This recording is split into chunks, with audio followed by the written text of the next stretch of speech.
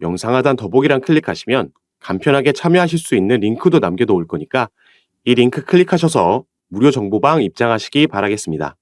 네, 안녕하세요. 주도현입니다. 오늘 2월 4일 일요일이고요. 오늘도 리플 같이 한번 살펴보도록 하겠습니다. 리플이 오랜만에 어제 오늘 거래대금 최상단에 위치하고 있습니다. 오랜만에 반등하는 모습이 나와줬기 때문에 시장에 관심이 쏠리면서 이렇게 거래대금도 나와주고 있는데, 일단 최근 코인 시장에 비트코인의 현물 ETF가 출시되고 나서 코인 시장 자체의 거래대금은 많이 터지지 않고 있는 상황입니다.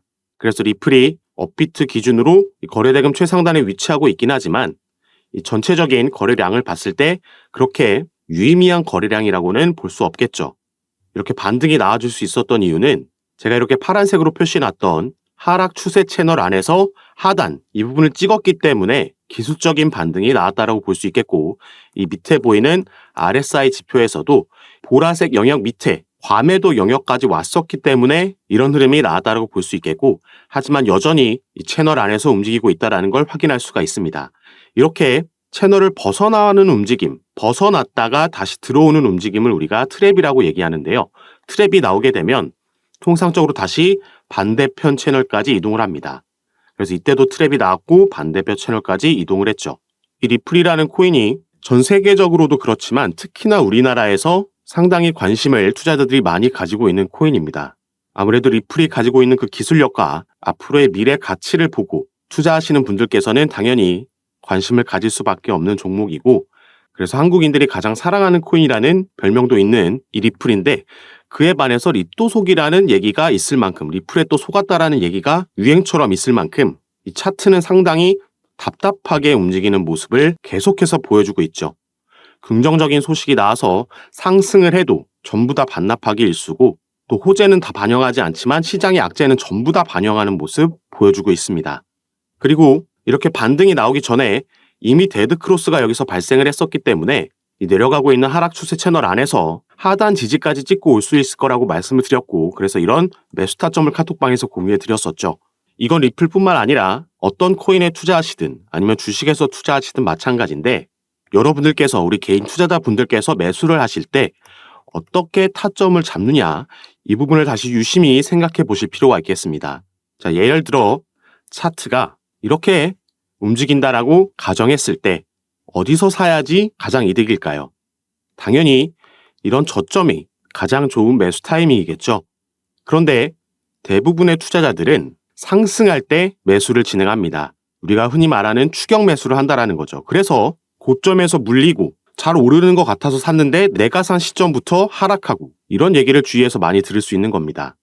그래서 사실 오를 때는 매도를 고민해야 되고 가격이 내려왔을 때는 매수를 고민해야 되는데, 이게 완전히 뒤바뀐 매매를 진행하시는 분들이 많다라는 겁니다. 이거는 제가 카톡방에 계신 분들께도 많이 말씀을 드리는데, 자, 분할 매수를 한다라고 해도 이런 저점에서는 용기를 내서 만약에 내가 1000이 있다라고 가정을 했을 때 그래도 불안한 마음이 있기 때문에 100 들어갑니다. 그럼 오르죠. 이렇게 오르고 나면 축제 분위기 계속 더 오를 것 같으니까 이때 더 들어가게 됩니다. 남아있는 900 들어간다라고 쳤을 때 이 분할 매수를 했다라고 해도 위쪽이 단가가 큰 가분수처럼 매매가 진행됐기 때문에 이 정도만 떨어져도 바로 손실 구간으로 진입하게 되는 거죠. 그래서 이런 같은 맥락에서 이 그랜빌의 8법칙이라는 기본적인 매매 법칙이 있습니다. 자, 시세가 이렇게 움직일 때 이 이평선을 기준으로, 파란색 이평선을 기준으로 어디서 사고 어디서 팔아야 되는지 기본적인 매매법이라고 보시면 되겠는데요. 자, 이렇게 차트가 다 완성되고 나서 매수 매도 타점을 고르라고 하면 누구나 이거 할 수 있습니다. 그런데 우리는 이렇게 완성된 차트를 보고 매매하는 게 아니죠. 현재 진행형인 차트를 보고 매매하는 거기 때문에, 자, 이 부분 없다라고 가정해 봤을 때 이 시점에서 매매를 진행해야 된다라고 본다면 대부분의 개인 투자자분들이 이렇게 지금 상승했기 때문에 더 갈 거다, 축제 분위기에 매수를 선택한다라는 거죠.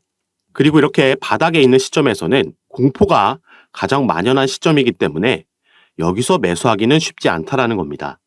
그래서 리플도 마찬가지로 다시 차트를 보시면 사람들이 대부분 공포에 질려서 팔게 되는 이런 RSI도 과매도 영역으로 들어왔을 때가 우리에겐 좋은 매수 타점이 될 수 있는 거고, 이렇게 차트를 분석하면서 작도까지 할 수 있다라면은 그 정확한 타점까지도 잡을 수 있겠다 말씀을 드리는 거고요. 어떤 차트든지 간에 계속해서 상승하는 차트도 있을 수 없고 계속해서 하락하는 차트도 있을 수 없습니다. 그래서 뭐 소문에 사고 뉴스에 팔아라, 공포에 질려 있을 때 매수해라, 이런 내용들이 다 전부 다 같은 맥락이라는 거죠. 하지만 이걸 실제로 실행할 수 있는 사람들은 정말 극소수기 때문에 이 금융시장에서 크게 성공하고 돈을 번 사람들은 정말 소수만 우리가 매체를 통해서 볼 수 있는 거고, 대부분 우리 주위에서 만나는 사람들은 손실 보는 사람들이 훨씬 더 많다라는 겁니다. 그러니까 여러분들께서도 우리가 흔히 말하는 세력들, 고래들처럼 이 고래들은 계속해서 저점이 나올 때마다 매집한다라고 말씀을 드렸죠. 이런 건 기사나 속보로도 많이 접해보셨을 텐데, 여러분들께서 리플의 가치를 보고 그 기술력을 보고 투자를 하고 계신 상황이라면 당연히 이런 저가 매수 기회가 왔을 때 매집해 가면서 모아갔을 때 주 수익률을 극대화시킬 수 있는 방법이라고 말씀을 드리겠고, 이런 타점과 비중을 잡고 들어가는 데 있어서 당연히 힘들다라는 걸 알고 있기 때문에 제가 카톡방에서 제가 가지고 있는 이런 관점들을 공유해 드리면서 조금이나마 도움이 되실 수 있게 함께 매매를 진행하고 있으니까 이런 정보들 받아보시고 여러분들도 투자 판단에 참고하셔서 매매 진행하시면 더욱 좋을 것 같습니다. 당연히 카톡방은 전부 무료로 운영하고 있고요. 참여하시는 방법은 이 영상 밑에 더보기란 클릭하시면 간편하게 참여하실 수 있게 제가 링크로 남겨놨습니다. 오늘 살펴보고 있는 리플 뿐만 아니라 여러분들께서 보유하고 계신 다른 코인들도 이런 관점들과 타점, 비중까지 공유해드리고 말씀드리면서 운영하고 있고요. 또 거시적인 경제 이슈들, 경제지표 발표들도 있죠. 이런 이슈들에도 분명히 시장은 반응을 하기 때문에 이런 부분을 확인하고 그 장세에 맞게 알맞은 종목 선정부터 타점과 비중까지 마찬가지로 카톡방에서 가장 빠르게 공유해드리면서 대응을 도와드리고 있으니까 여기에도 한 번씩 관심 가져주시고 확인해주시면 감사하겠습니다. 자, 그리고 리플 같은 경우에는 지금 이렇게 하락하고 있는 추세 채널에서 어떻게 반전을 만들어낼 것인가, 이 부분을 살펴봐야겠는데, 일단 이 채널을 벗어나기 위해서는 이 채널의 상단을 뚫어주고 나서 다시 채널 안으로 들어오는 트랩이 아니라 이 부분의 지지를 받고 올라가면서 이 채널을 무효화시켜야 됩니다. 그러기 위해서는 단기적으로는 이 초록색 단기 이평선 라인을 돌파해주는, 캔들의 몸통으로 돌파해주는 상승력이 나와줘야겠고, 이렇게 상승 추세로 반전하기 위해서는 아무래도 리플에 가장 크게 영향을 주는 이 소송 이슈가 어떻게 흘러가냐, 이 부분이 중요하겠죠. 비트코인을 포함해서 시장이 랠리를 펼쳐도 리플은 이 부분을 전혀 반영해주지 못하고 있고, 아까도 말씀드렸듯이 악재 부분만 확실하게 반영을 하고 있습니다. 그래서 역시나 또 한 번 우리는 리플의 소송이 어떻게 되고 있냐, 이 XRP의 시세를 잡고 있는 소송 이슈에 대해서 알아야지 앞으로의 전망도 예상을 해볼 수가 있겠습니다. 그래서 지금부터는 이 소송 관련된 이슈를 말씀을 드릴 건데, 자, 이제 막 시작된 2월과 그리고 4월까지 리플은 이 소송 관련해서 중요한 스케줄들이 예정되어 있습니다. 자, 가장 최근 이 소송 관련해서 나오고 있는 이슈는 바로 이 XRP 판매 자료에 대한 제출하냐 마냐 논쟁이 이어지고 있습니다. 이 기사 내용의 본문을 보시면 SEC에서는 리플의 판매 관련 자료 제출을 요구하고 있고요. 리플은 이 부분이 소송과 무관하기 때문에 제출하지 않겠다라고 답변서를 내놓은 상황입니다.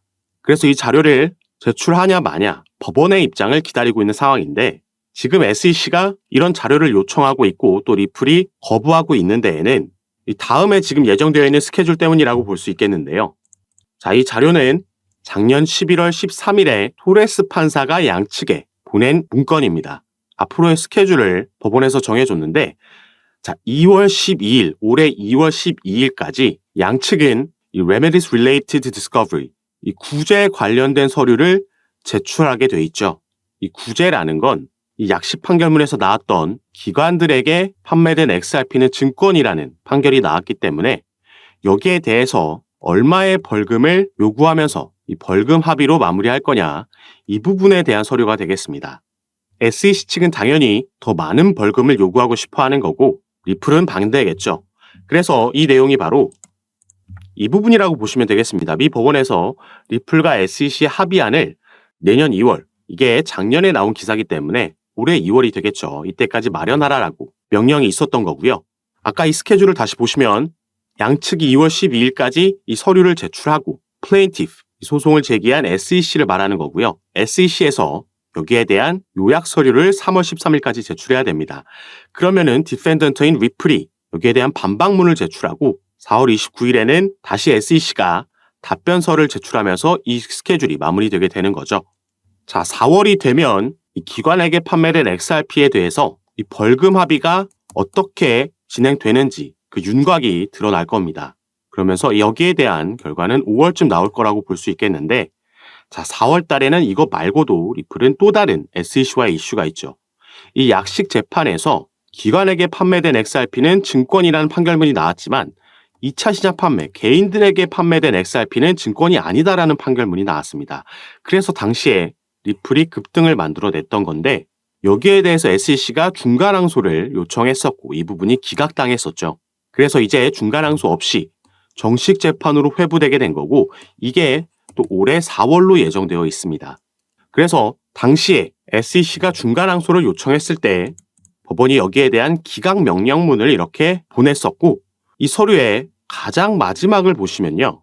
자, 여기 나와 있죠. Prior to the final pretrial conference. 마지막 이 회의 전에 이 양측은 shall meet in person. 대면으로 직접 만나서 for at least 1 hour.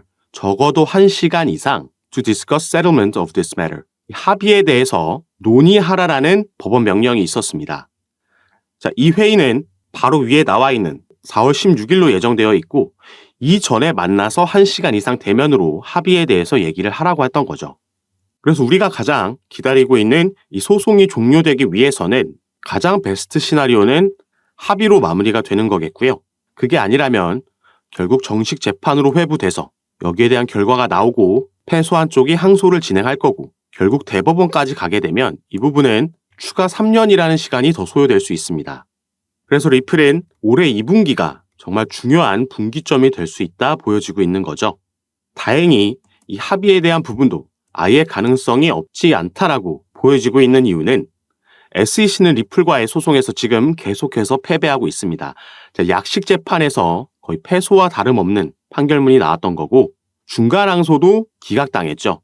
그리고 작년에는 SEC는 리플뿐만 아니라 리플의 경영진에게도 소송을 제기한 바가 있었는데 이 부분을 자체적으로 취하했습니다. 그리고 리플뿐만 아니라 그레이스케일과의 소송에서도 패소하면서 결국 이 부분의 영향으로 비트코인의 현물 ETF도 출시될 수 있었던 거죠. 그래서 SEC가 더 이상의 패배를 막기 위해서 벌금으로 합의할 수도 있다라는 의견들이 나오고 있는 거고, 만약에 이렇게 된다면 리플은 꽤 큰 금액의 벌금을 지불해야겠지만 더 이상 이 소송이라는 리스크 그리고 불확실성으로부터 해소되는 거기 때문에 벌금으로 인한 지출을 충분히 메꿀 수 있는 긍정적인 결과라고 볼 수 있겠고, 또 소송이 빠르게 마무리된다라는 건 더 이상 소송으로 인한 추가 지출을 막는 것도 되겠죠. 그리고 여기서 합의가 된다라고 하면 리플이 증권이다라는 압박에서 벗어날 수 있는 거기 때문에 이게 지금 현재 5월 23일로 예정되어 있는 이더리움의 현물 ETF도 영향을 줄 거고요. 이 부분이 승인되고 나면 그 다음은 리플의 ETF가 가장 유력하다라고 볼 수 있겠습니다. 리플은 비트코인이나 이더리움과 다르게 선물 ETF를 출시하지 않았지만 이런 소송 결과를 받아들인다면 굳이 선물부터 출시할 필요가 없다. 바로 현물 ETF도 가능하다라고 생각해 볼 수 있는 거고, 이게 바로 IPO, 나스닥 상장으로도 연결될 수 있는 부분이 되겠습니다. 그리고 이 시기들이 다시 한번 말씀드리지만 올해 2분기 비트코인의 반감기와도 그 시기가 겹치기 때문에 이 부분이 긍정적으로 마무리될 수 있다라고 하면 리플은 단순 1달러, 2달러가 아니라 훨씬 더 높은 상승력을 보여줄 수도 있겠다 기대되고 있는 부분입니다. 그래서 중간중간 어떤 변수가 등장하는지, 이 소송은 어떻게 진행되는지 당장 2월 달에도 관련 스케줄이 있기 때문에 여기에 따라서 시세가 충분히 영향을 받을 수 있다는 점 말씀을 드리겠고요.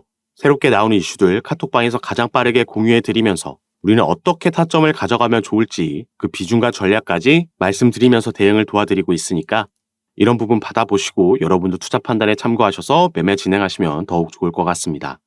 그리고 제가 카톡방에서 이런 부분 공유해드리고 잡아드리면서 도움 드리는 거 전부 무료로 진행하고 있는 거니까요. 이 부분 안심하시고 여러분들은 위에 보이시는 제 전화번호 010-6531-7908번입니다. 위에 제 전화번호로 숫자 7이라고만 문자로 보내주시면 제가 이 문자를 확인하는 대로 순차적으로 연락드려서 카톡방 초대를 도와드릴 거고, 또 문자 전송 힘드신 분들은 영상 밑에 더보기란 클릭하시면 간편하게 참여하실 수 있게 링크로도 제가 남겨놨으니까 여러분께서 편하신 방식으로 연락 주셔서 제가 이런 부분 어떻게 도움 드리고 잡아드리는지 들어오셔서 직접 확인해 보시고 판단해 보시기 바라겠습니다. 그리고 카톡방에서는 오늘 살펴본 리플뿐만 아니라 여러분들께서 보유하고 계신 다른 코인들도 마찬가지로 정보 공유해 드리면서 상담 도와드리고 있으니까요. 이런 부분 받아보시면서 함께 투자하실 수 있었으면 좋겠습니다. 그럼 오늘 영상도 끝까지 시청해 주셔서 너무 감사드리고 저는 다시 카톡방에서 여러분들 대응 도와드리고 상담 도와드리면서 찾아뵙도록 하겠습니다. 감사합니다.